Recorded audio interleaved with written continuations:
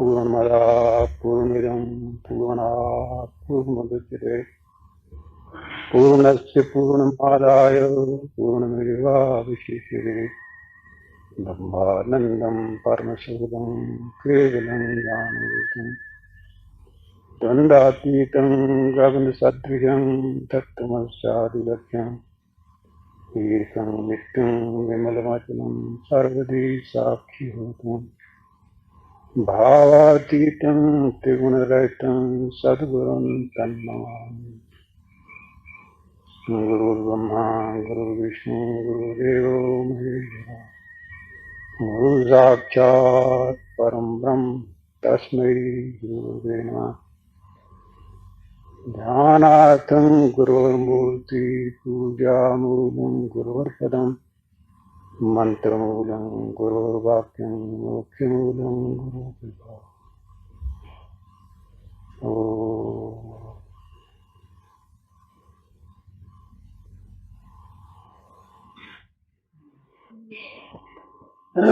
कल क्या प्रसंग चल रहा था? याद है किसी को? किसी ने प्रश्न किया था कुछ, तो आज के लिए रखा था। कौन सा प्रश्न था? कर्मेंद्रिय ना कर्म कर देना, कर्मेंद्रिय तक रेंदे क्यों हो ये तक कर जाते जब मानते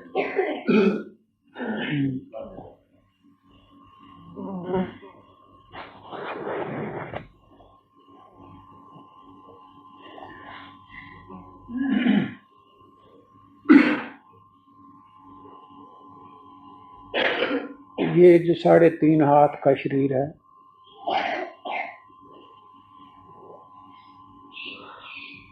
ये सामने देखने में आता है,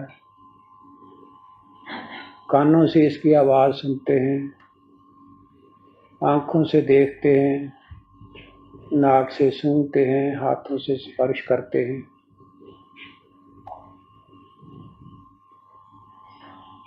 तो इस शरीर को जो सत्ता स्फूर्ति मिलती है वो 5 ज्ञान इंद्रियों से मिलती है। और इस हालत में शरीर तो एक प्रकार से जड़ मालूम होता है और इंद्रियां ही कारकुनंदा मालूम होती हैं। इंद्रियों से परे मन है।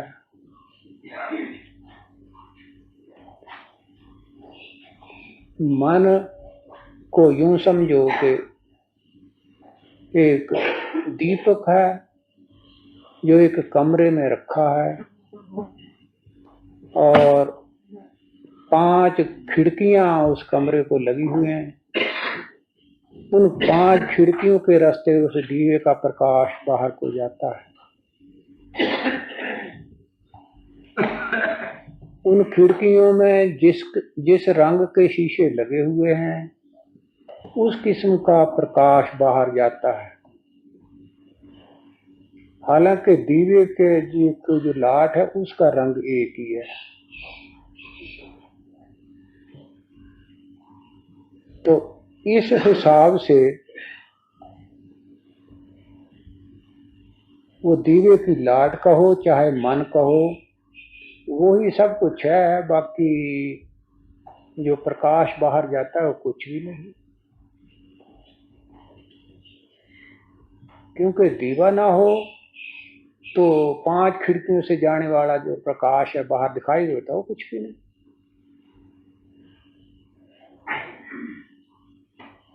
तब इंद्रियां जड़ हो जाती हैं और वो जो अंदर प्रकाश दीवा है वो ही चेतन समझा जाता है।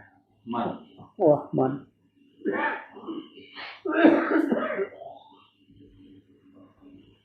परंतु मन के पीछे जीवात्मा है, आत्मा है। आत्मा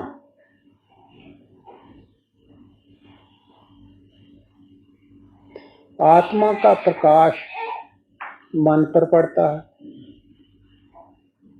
और मन शीशे की तरह है। तो मन शीशे के ऊपर उस ज्ञान स्वरूप आत्मा का प्रकाश पड़ने से वो भी प्रकाशवान हो जाता है। तो प्रकाशवान का अर्थ चेतन। तो इस हिसाब से, इस विचार से मन भी जड़ सिद्ध होता है, शीशा है ना, मन भी जड़ प्रतीत होता है, और प्रकाश स्वरूप जो आत्मा पीछे है वो भी सब कुछ होता है। ऐसा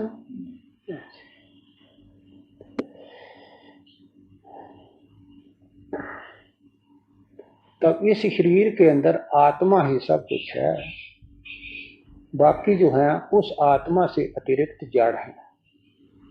आत्मा की जीवात्मा की आत्मा का आत्मा में और जीवात्मा में अंतर है।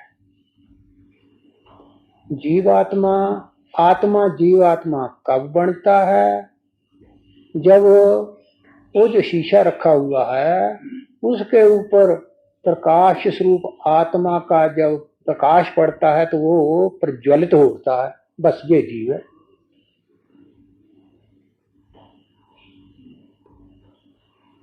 तब उसके आगे मन बतलाया था। इस मन के 5 भाग हैं। चीज एक ही है परंतु उसी के 5 हिस्से 4 हिस्से हो जाते हैं। जिस प्रकार बिजली तो एक ही है लेकिन उसी की एक तार एक तरफ हो जाती है तो वो पंखा हिलाती है, तब कहते हैं बिजली पंखा कर रही है। दूसरी तार उसकी जो बिजली का बल्ब है उसमें जाती है तो उससे प्रकाश आता है। उसी की तार बिजली की एक तीसरी तरफ जाती है तो उस तरफ एक मशीन लगी हुई है जो कपड़ा सीने की है, वो कपड़ा सीती है। इसी तरह चौथी तरफ जाती है तो वो एक टोके को लगी हुआ है, वहां घास कुतरा जा रहा है।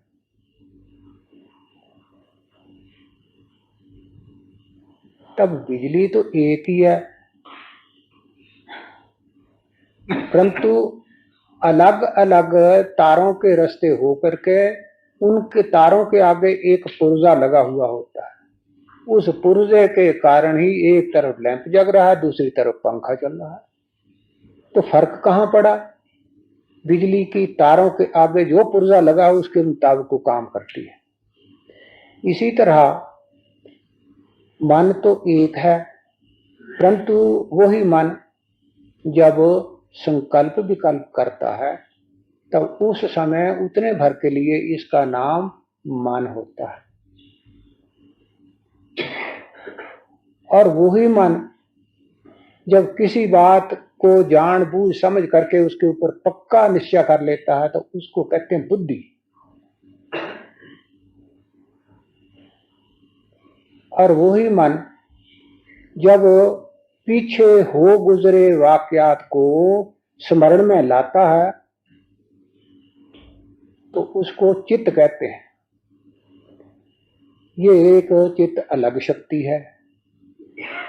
आप याद करते हैं कि जब मैं छोटा था पढ़ता था तो 5वीं जमात में मेरे साथ कौन कौन लड़के थे, किस स्कूल में पढ़ता था, तब उन सब की याद आ जाती। फिर मैं कहाँ गया, क्या किया, कौन मेरे साथी थे, उसकी याद ताजा करते हो, सारी चीजें सामने आ जाती हैं। इस प्रकार करते करते अपने अब तक ले आते हैं। तब ये जो काम है ये किसका है? चित्त का। और यही मन जब किसी वस्तु को के ऊपर अपना अधिकार जमाने लगता है, ये मेरा कपड़ा, ये मेरा मकान, ये मेरी जमीन, ये मेरा शरीर, इस प्रकार का अभिमान करके किसी चीज को अपना बनाता है, अभिमान करता है उसके ऊपर, तो उसको कहते हैं अहंकार। तो ये 5 चीजें हैं जो एक ही चीज से उत्पन्न होती हैं, जिसको मन कहते हैं।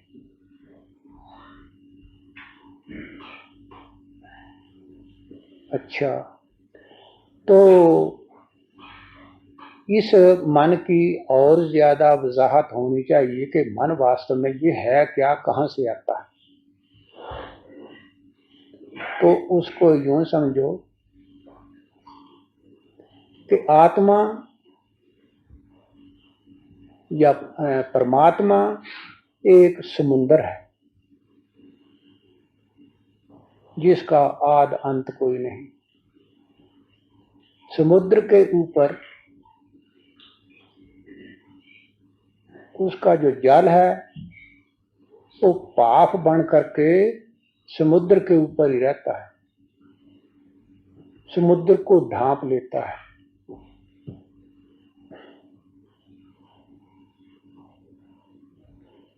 तब इस भाप को, जो समुद्र के ऊपर भाप कहो, कोहरा कहो, इसका नाम है प्राण। ये जो प्राण है ये उसी की शक्ति है, उसी से उत्पन्न होती है, उसी के, उसके अंदर भी है, बाहर भी है, सब। तब आपने देखा होगा किसी मकान को, घास को आग लग जाए तो पहले जबरदस्त धुआं उसमें से निकलता है, तब उस धुएं में से ही एक अग्नि की लाट निकलती है।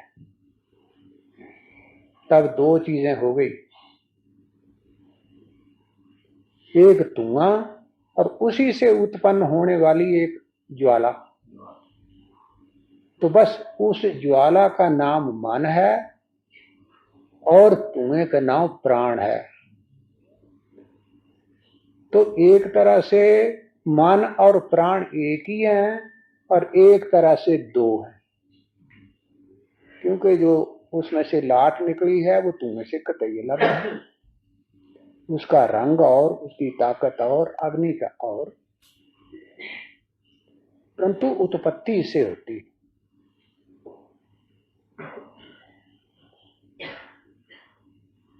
तब इस मन की उत्पत्ति प्राणों से होती है। तो जब इस शरीर के अंदर रहते हुए जब कभी इस मन को कोई आपत्ति आती है, कष्ट आता है, कुछ भी होता है, तो जहां से उत्पन्न हुआ है वहां ही चला जाता है, इसमें प्राण में चला जाता, प्राण की गोद में चला जाता है। और जब इस शरीर को छोड़ करके जाना होता है तो ये मनीराम अपने माता कहो या पिता कहो, प्राण की गोद में चला जाता है और प्राण ही इसको एक जगह से दूसरी जगह इतनी तेजी से इसको पहुंचाता है कि बिजली उसका मुकाबला नहीं कर सकती। उस प्राण के 5 भाग हैं, प्राण, अपान, समान, उदान और व्यान। तो इस जीवात्मा का उदान वायु जो है वो कंठ में रहता है, सारे शरीर का प्राण सिमटकर उस उदान वायु में आकर के इकट्ठा होता है और उदान वायु जो है वो घोड़ा बन करके इसको कहीं कहीं पहुंचा देता है। जिस लोक में जाना हो क्षण भर में वहां पहुंचा देता है।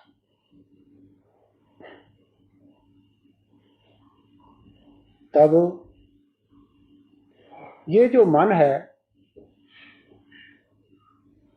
अगर ये अपने मूल का पता लगाए तब ये प्राण, ये मन उसी में जाकर के लीन हो जाता है।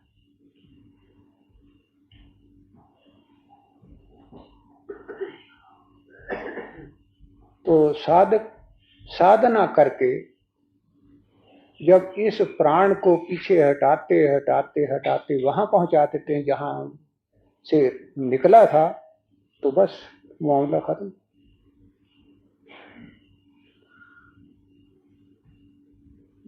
गुरु नानक देव कहते हैं, मन तू ज्योत स्वरूप है अपना मूल पछान। मन हरि जी तेरे नाल है गुरमति रंग मान। ऐ मन तू ज्योति स्वरूप है। पहले ज्योति स्वरूप कैसे कहते हैं? ज्ञान स्वरूप आत्मा है, तो ज्ञान स्वरूप आत्मा परमात्मा ही है, उससे अतिरिक्त तो सब कुछ जाड़ी है। तो ऐ मन तू अगर अपने मूल को पहचान ले, अर्थात तेरी उत्पत्ति कहां से हुई थी, तो तू वही रूप हो जाए।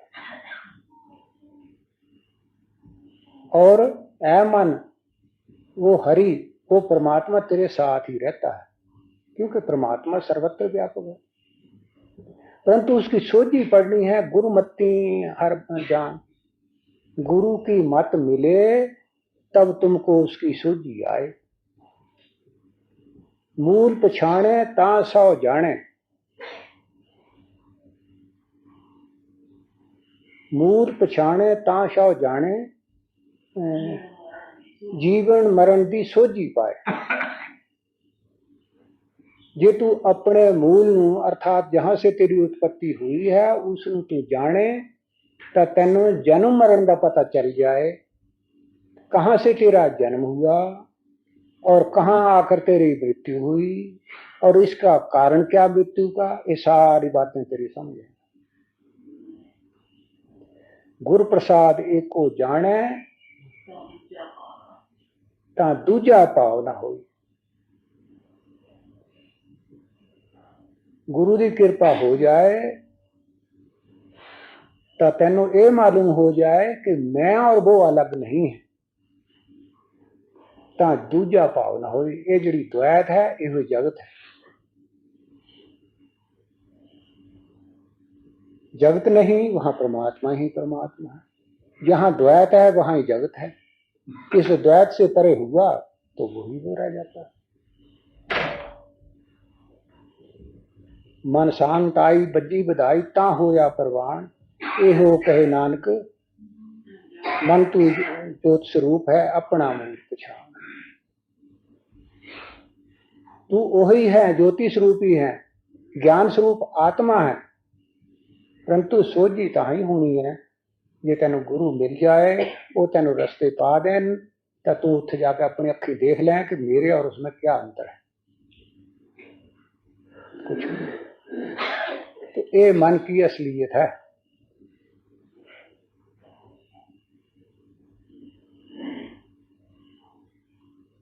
जिस वक्त चित्त की वृत्तियों को एकाग्र किया जाता है, अर्थात ये जो मन जगत में फैला हुआ है, जब उसको घेर करके एक स्थान पर लाया जाता है, तब इसके अंदर बड़ी जबरदस्त ताकत हो जाती है। जहां जहां संसारी पदार्थों में इसकी आसक्ति है, वहां ही इसकी शक्ति लग जाती है, और शक्ति लगने के कारण अपने आप को बिल्कुल अचेत जड़ समझता है, कुछ भी नहीं, मेरे क्या हाथ में है।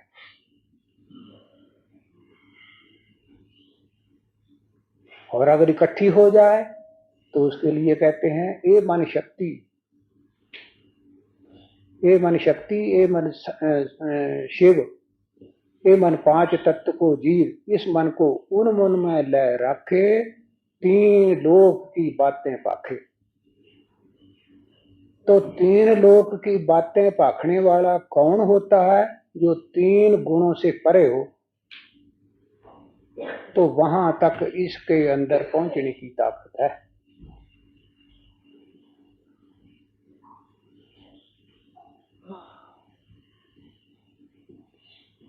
यही इकट्ठा हुआ मन संपूर्ण शक्तियों का स्वामी है, सिद्धियों का स्वामी है। इसी को शिव कहते हैं और यही शक्ति है। और यही जीव है जो पांच तत्वों के अंदर लिपटा हुआ है, और यही वो रूप है, जैसा पहले भी बतलाया।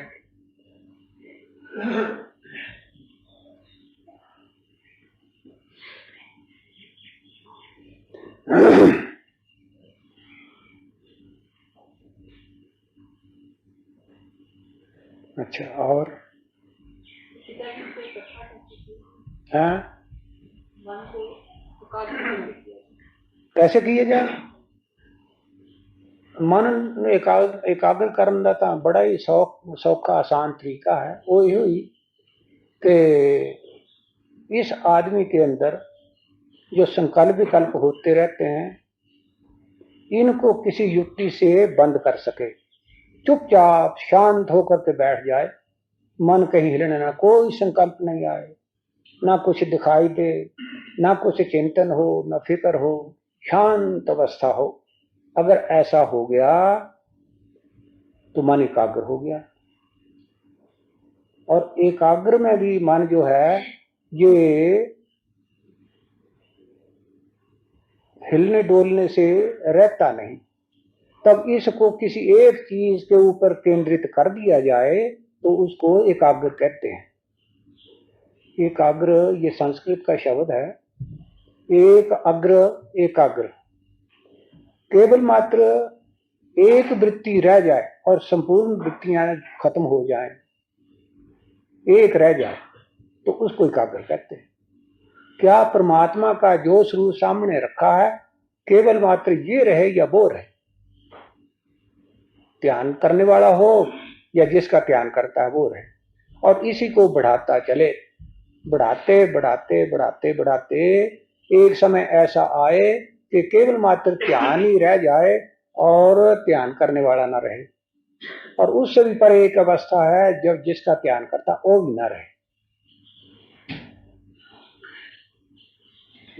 ऐसी अवस्था हुई तो इसी को उन्मनी अवस्था कहते हैं।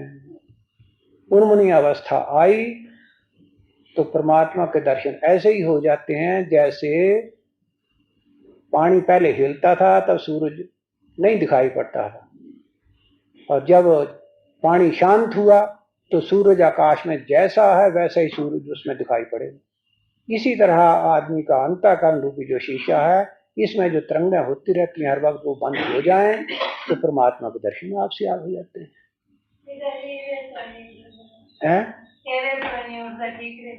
वो ठीक करे पर उठाड़ना पर होना, हौली हौली उठना। उठाड़ने का तरीका सिर्फ यो ही है कि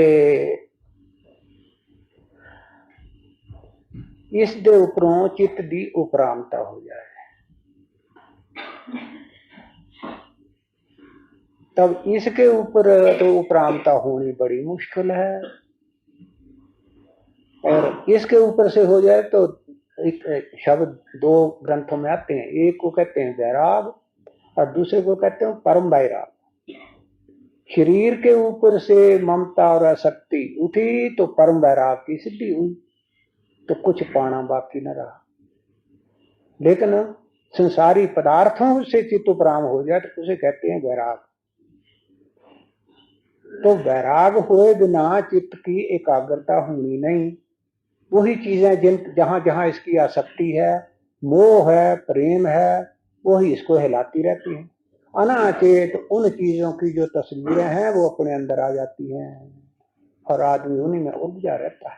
थोड़ी देर बैठ के देखो तमाशा, चुपचाप इस मन को खड़ा करने की कोशिश करो। देखो किस तरह पतंगे की तरह, जिस तरह रात अंधेरे में दिया जलता है तो पतंगे आ जाते हैं, इसी प्रकार दुनिया भर के संकल्प आ जाते हैं।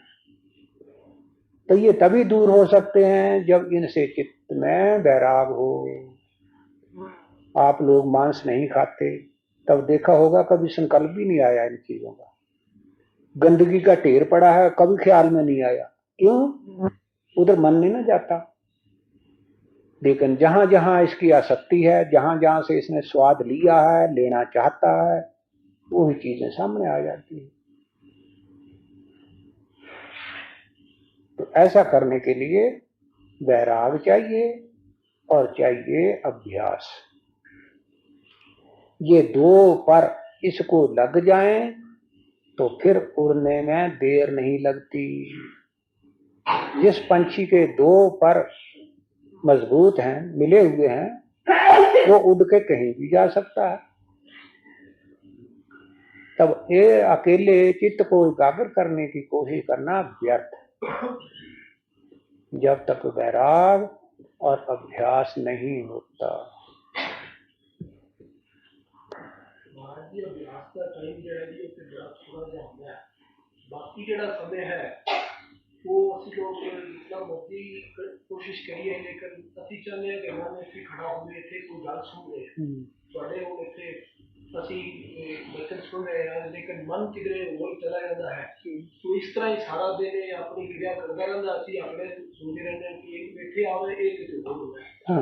तो कोई ऐसी महाराज जी युक्ति दसो कि वैसे व्यवहार के भी मतलब चलते हैं, इस मन को कोई नकेल पई रहे जी और एक किसी पासे लगता है।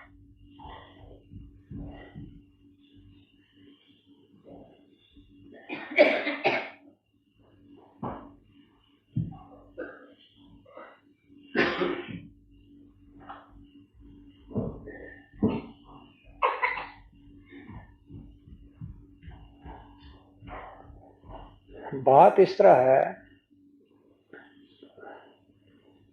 इस दुनिया के सुखों के लिए लोग कितने कितने पापड़ बेलते हैं।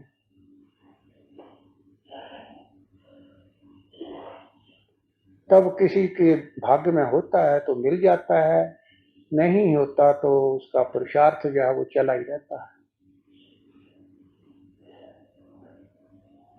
इसी तरह जब आप लोगों ने उस सबसे बड़ी वस्तु को पाने के लिए समझ लिया कि यही हमारा लक्ष्य है, बुद्धि ने इस बात का 16 ने निश्चय कर लिया है कि यही चीज पाने वाली है, बाकी जो संसारी बातें हैं ये अपना जीवन मात्र निर्वाह करने के लिए हैं।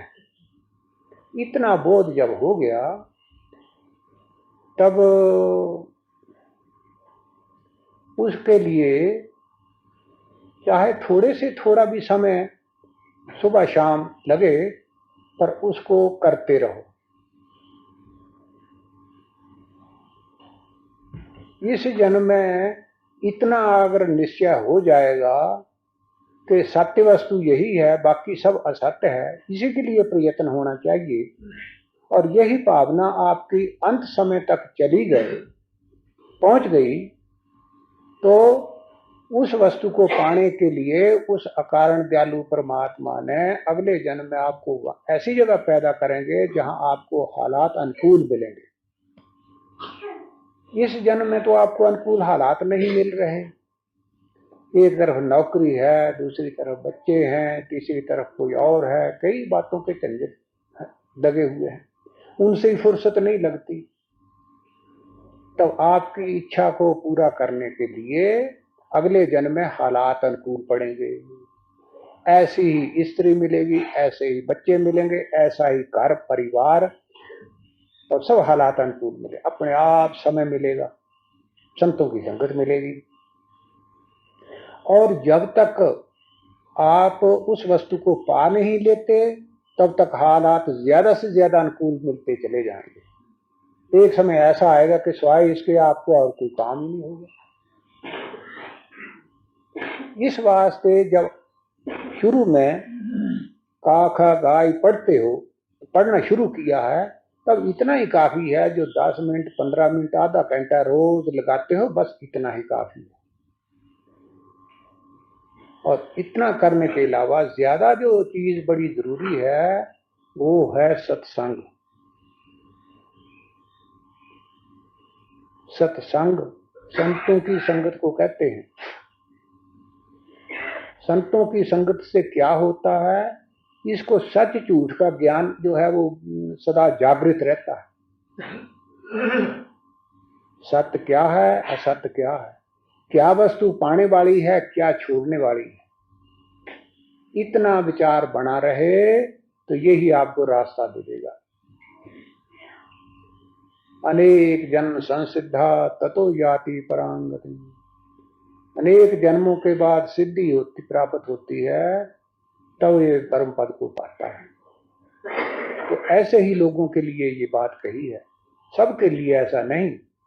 कोई ऐसे हैं कि जिनका आखिरी जन्म है, कोई ऐसा है जिसको 2 जन्म बाकी है। जितनी जितनी जैसी जैसी किसी ने कमाई की है उसी के अनुसार शरीर मिलता है, हालात मिलते हैं। इतना काफी है कि जो कुछ नित्य प्रति का प्रोग्राम बना लिया है उसको उससे पीछे ना हटे।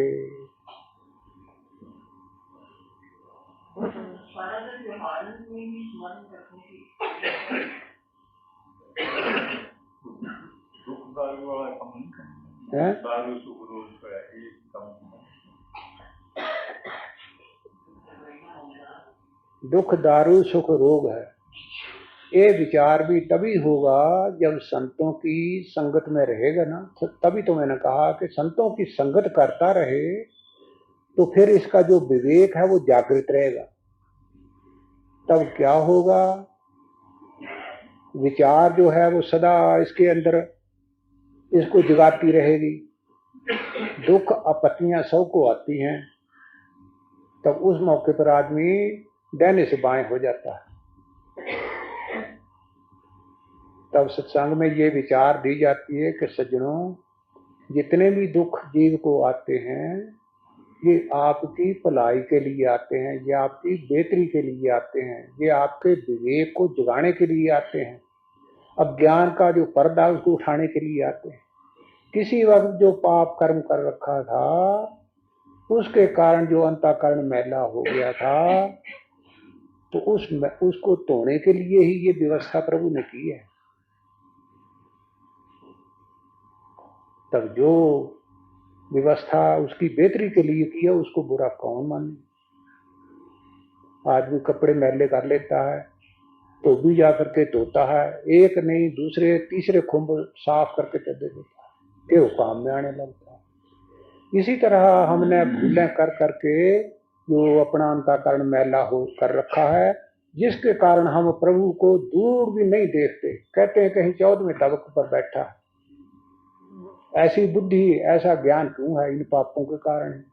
तो प्रभु ने जो व्यवस्था की है हमारी बेहतरी के लिए, और जितने सुख दिए हैं ये एक प्रकार से जीव को भुलाने वाले हैं।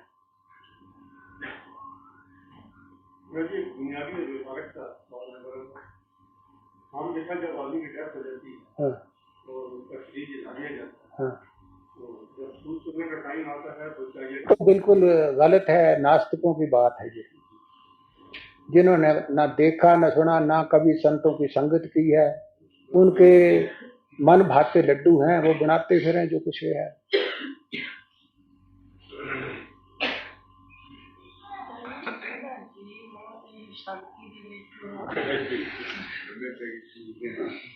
लम्बे पे आके भी अच्छा है, बैठ के भी अच्छा है, दोनों अच्छे हैं। महाराज एक गल है जी, हाँ, अगर कोई बीमार या ऐसा हो या मतलब बीमार या वो सिमरन नहीं कर सकता, ध्यान नहीं बैठ सकता, अगर उस अवस्था च ध्यान रखता है और ਉਹਦਾ ਫਲ ਤੇ ਉਹਦਾ ਫਲ ਕਿੰਨਾ ਫਰਕ, क्या फर्क है वो दसोगे? ध्यान रखता हर ਵੇਲੇ वो भी बड़ा अच्छा है जो हर वक्त ध्यान बना रहे। देखो केवल मात्र नाम स्मरण है, अगर हर वक्त वो भी होता रहता है ना तो वो भी बहुत बड़ा है। तो हर वक्त नाम स्मरण करते रहने से एक किस्म की बिजली अंदर पैदा होती है, और वो बिजली एक प्रकार की होती है क्योंकि स्मरण जो एक प्रकार का होता रहता है। तब जिस वक्त बैठता है फिर उसका उसको आनंद मिलता है, तो रोज रोज उस आनंद को लेने की कोशिश करनी चाहिए। मन की जो एकाग्रता का कारण है उससे आनंद लेते रहना चाहिए, फिर उस आनंद से आगे आगे आगे बढ़ता चला जाता है, आनंद स्वरूप परमात्मा तक पहुंच जाता है। नाम और नामी में भेद नहीं है, तो नाम का जो स्मरण है उसको इतना अपने शरीर के अंदर अपने रोम रोम में उसको रचावे कि हर अंग से उसकी वही आवाज आने लगे, तो बस बैठने की भी जरूरत नहीं। परंतु ऐसा होता है कि शुरू में ये जो बहुत ऊंचे दर्जे की पौड़ी है ना, इसकी तरफ ना ले जाकर के एक नियम अवश्य बनाना चाहिए और फिर सारा दिन करते रहो, ठीक है। अगर किसी वजह से रुकता है चलता है थोड़ी देर बाद फिर रुकता है कोई ऐसी जगह या ऐसी थोड़ी हालत है तो उस वेले मतलब क्या ध्यान ना नहीं पैदा हो सकता जिन्ना नहीं वैसे तो नहीं होता, तो उसमें विघ्न है, पर ध्यान करता है। हाँ जी, मतलब एक पास छुट के दूसरे पास मतलब मेरे को सिमरन जाने नहीं हो सकता या किसी वजह ना, हाँ तो फिर वो ध्यान दूसरे पास ध्यान शुरू कर देता है। अच्छा, तो उसमें तो कोई फर्क नहीं पड़ता। आपने अपने घर में एक विलायती गऊ रखी हुई है, तो एक बार ऐसे कहो घर वाली गऊ, ऐसे कहो कि झट तस्वीर सामने आ जाएगी, उस गऊ का नाम लेते ही आ जाएगी। उस गऊ का कोई नाम रखा हुआ आपने, उसका नाम लेते हो फौरन तस्वीर सामने आ जाती है। तो इसी तरह नाम प्रभु से का स्मरण करते हुए नामी अवश्य आ जाता है, परंतु चित्त की वृत्ति एकाग्र न होने से केवल मात्र लफ्ज ही रह जाते हैं। तो जिस वक्त ज्यादा आदमी करता है तो करते करते करते वो चीज सामने आ जाती है।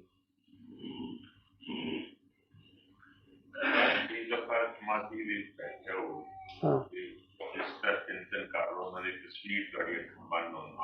हाँ हाँ हाँ हाँ हाँ ठीक, बिल्कुल, वो बड़ी अच्छी है, वो बहुत अच्छी है, ऐसा होना चाहिए। एक मान जी फर्जी जैसी बना के पेश कर देता कुछ चीज, तो शुरू में फर्जी भी हो जाए तो भी कोई बात नहीं, पहले तो उस संकल्प को सामने लाने की कोशिश करना है, परंतु जितना चित्त बिखरा हुआ होगा वो चीज सामने नहीं आएगी। तो इस वास्ते सौखा साधन जो बतलाया है वो नाम स्मरण का है। नाम स्मरण करते रहो, करते करते नाम नहीं आ जाएगा।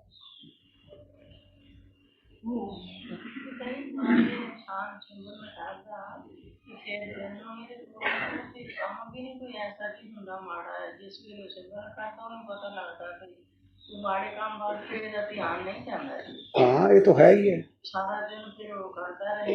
हाँ चीजें तो बच जाता है।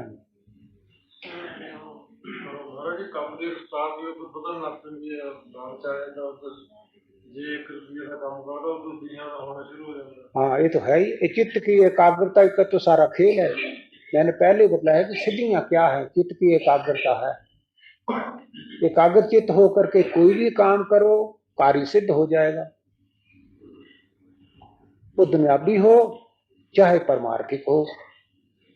परंतु जहां तक हो सके तो दुनियावी कामों में इस ताकत को नहीं लगाना चाहिए। वो अपना कर्तव्य समझ करके करते चले जाओ, हो जाए तो भी ठीक, ना हो तो भी ठीक, करते चले जाओ, उसमें अपनी ताकत को खर्च ना करो। ऑटोमेटिक ही होती है, ये ठीक ही है, ऑटोमेटिक होती है। महाराज जी कई दफा स्वतंत्र देव जी अपने इष्ट देव या कोई संतान ने दर्शन कर दिए, यदि लोग तो सवेरे के रवा पाने में भी ऐसे राखी महाराज जी या गुरु जी, मेरा तो इस तरह प्रचार करना चाहिए ताकि कितना दसना चाहिए या सीक्रेट रखना चाहिए, इन्हों बंद ही रखना चाहिए, नहीं दसना चाहिए। अगर सत्संगी होगी काफी बंदे जहां भी हो सके जितना कुछ छुपा के रखेगा उतना लाभ ज्यादा होगा, बतलाने से कम हो जाएगा। जो अंतर में दृश्य देखो वो दूसरे को बताने नहीं चाहिए। पहले जानते हो क्यों नहीं बताना है? हाँ, बतलाने से कमो बेश अहंकार आदमी में आ जाता है, और जहां अहंकार आया वो चीज छुप जाती है। दूसरे कहते हैं तब तो बाप को अभ्यास बड़ा जबरदस्त है, आपका तो बड़ा प्रेम है, ये है वो है, बस वो चीज फिर नहीं आती।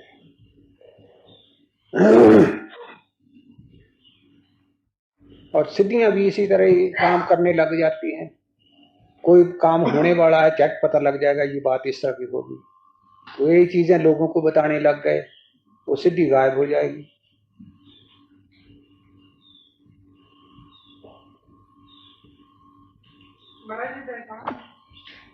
और प्राण, ये मैं थोड़ी देर हुई तो मैं कह चुका हूं, विस्तार से कहा है। क्या क्या मन जो है एक प्राणों के अंदर रहता है, प्राणों से उत्पन्न होता है। मन प्राणों में और प्राण मन में रहते हैं। दोनों आपस में किस तरह मिले हुए हैं कि जिस तरह दूध और पानी इकट्ठे होते हैं। देखने में तो कहते हैं कच्ची लस्सी, एक लफ्ज कह दिया कच्ची लस्सी, लेकिन चीजें उसमें दो हैं। इस प्रकार मन और प्राण इकट्ठे रहते हैं। दूसरा उदाहरण एक और है। दिन के समय एक मकान को बंद कर दो, सारी तरफ से बंद हो, एक छोटा सा सुराख ऊपर छत में हो, तब उसकी सूर्य की एक किरण इस कमरे में आती है। उस किरण को आप देखो नीचे से ऊपर तक, तब ऐसा मालूम हुआ कि छोटे छोटे बहुत छोटे परमाणु उसमें उड़ रहे हैं। ये सब ने देखा होगा। तब वो परमाणु क्या है, इस सारे कमरे का जो फर्नीचर है या मिट्टी धूल है, वही चीजें इसमें उड़ रही होती हैं। ठीक इसी तरह मन के अंदर जो जो कर्म किसी ने कर रखे हैं, संकल्प विकल्प किसी भी प्रकार के हैं, वो कर्मों के एक प्रकार के बीज हैं जो उस मन के अंदर रहते हैं। वो मन, वो जो बीज हैं संकल्प विकल्प के या कर्मों के, वो अपना फल देना चाहते हैं, परंतु उनका भी समय नहीं आया, परंतु है तो ना मौजूद। तब उन दोनों में से एक चीज को आदमी बंद कर दे तो दूसरा बंद हो जाएगा। कमरे में हवा ना हो तो परमाणु जो उड़ते नजर आते हैं वो उड़ेंगे काहे के आधार पर?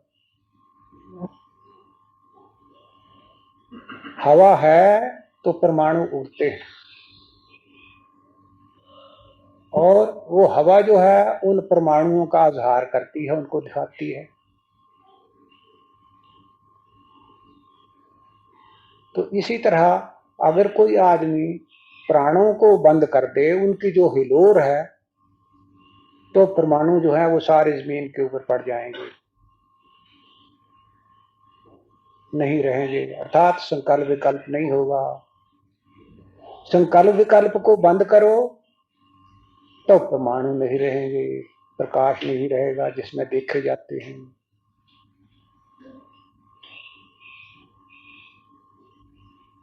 जिस वक्त आदमी बैठ करके नाम जपता है, तब आप जल्दी जल्दी नाम जप कर रहे हैं, तो प्राण भी उतना ही हरकत में है, क्योंकि प्राणों के प्राण एक बिजली है जिसमें ये संकल्प विकल्प रहते हैं। प्राण की हलोर बंद हुई तो संकल्प विकल्प बंद हुए, संकल्प विकल्प बंद हुए तो प्राण बंद हो गया।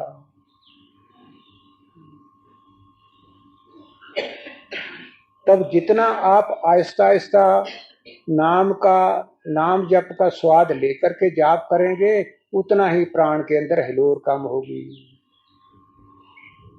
जब किसी का जाप ज्यादा हो जाता है, तब आप देखते ही होंगे कि कहता कि अब तो बोलने के दिल नहीं करता, अब थकावट आ गई है, तब आप चुप हो जाएंगे। चुप हो जाएंगे तो संकल्प विकल्प भी नहीं उठेगा।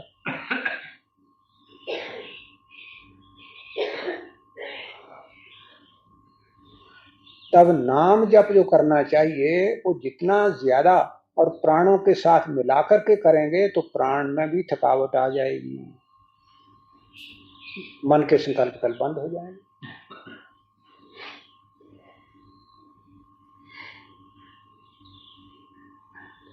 जो लोग प्राणों का साधन करते हैं, प्राणायाम करते हैं, वो भी क्या करते हैं, वो मन को कुछ नहीं कहते, संकल्प विकल्पों को कुछ नहीं कहते, वो सिर्फ प्राण की जो हिलोर है उसी को कम करते हैं। वो किए तो वो जो संकल्प विकल्प होते से अपने आप ही बंद हो जाते हैं। तो चाहे कोई आदमी प्राणायाम का रास्ता ले, चाहे जो सबसे सौखा रास्ता नाम जप का है वो ले, विधि पूर्वक करे, मन शांत हो जाएगा। और मन शांत करना ही सारी साधना है।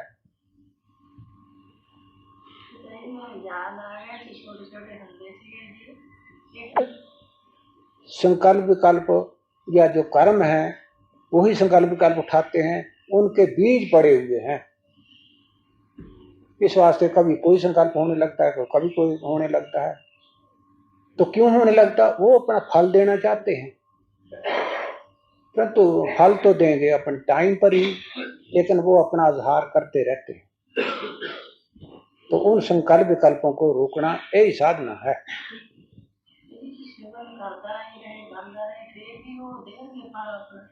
कौन? ना, वो नहीं देंगे।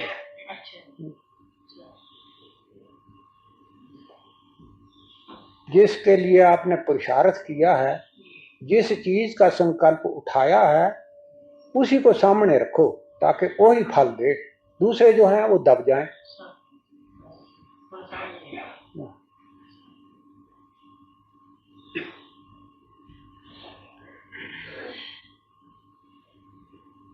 मन का जो स्वरूप है वो यही है, संकल्प विकल्पात्मक मना। संकल्प विकल्प का होते रहना, बस यही मन का रूप। और ये नाश हुआ, मनोनाशा परमम पदम। ये नाश हुआ तो परम पद की प्राप्ति हुई, समझो। हाँ, जो संकल्प आगे रखा है वो ही रहे, दूसरे ना आने का, बस। हैं? वैराग किस कर्म से आता है? क्या वैराग दी पैदाइश?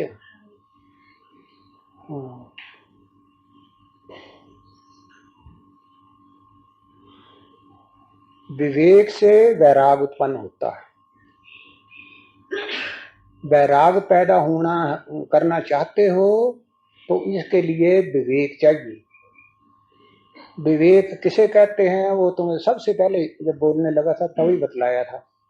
सत्य क्या है, असत्य क्या है, कौन सी वस्तु है जो सदा कायम रहती है और कौन सी वस्तु है जो थोड़ी देर के लिए सामने आती है और फिर गायब हो जाती है।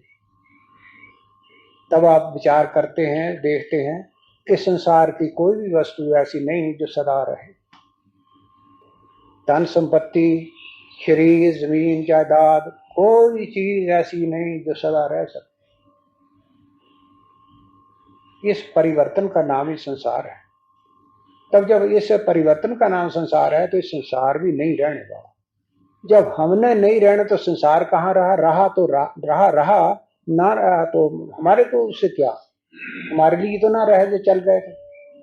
इस वास्ते संसार को भी नाशवान ही कहा है।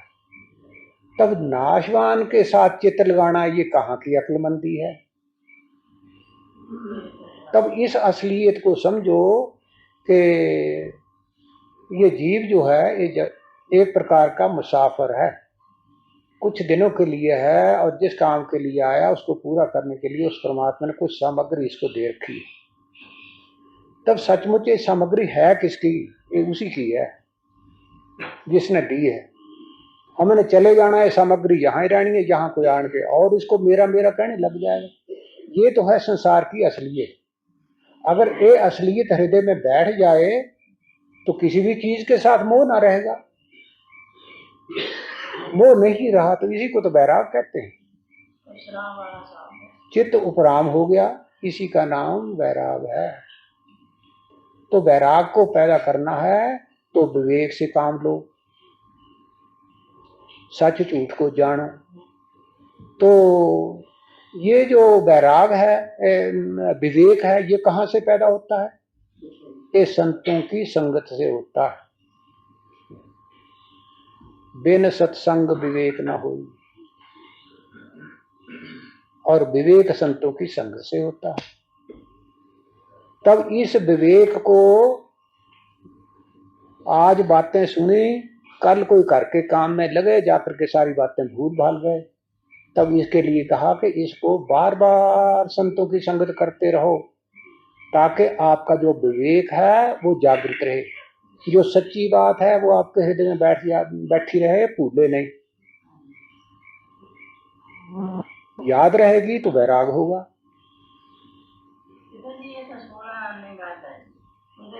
होश किथे रहनी है, उत्थे जिला पोतू आके गोद विच बैठा, वो सारा ही सब कुछ भूल गया।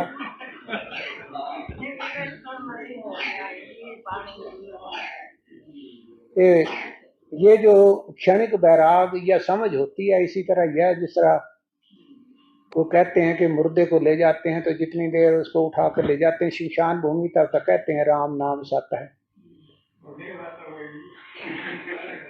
लेकिन जिसले हट के आंदे तो फिर नहीं कोई भी कहता भी राम नाम सत्य है, रात विच गप्पा मारन लग पेंदे। इसी तरह ये जेड़ा कुछ थोड़ी समझ आई है, कर जाओगे कुछ भी नहीं रहना, पल्ले पैना।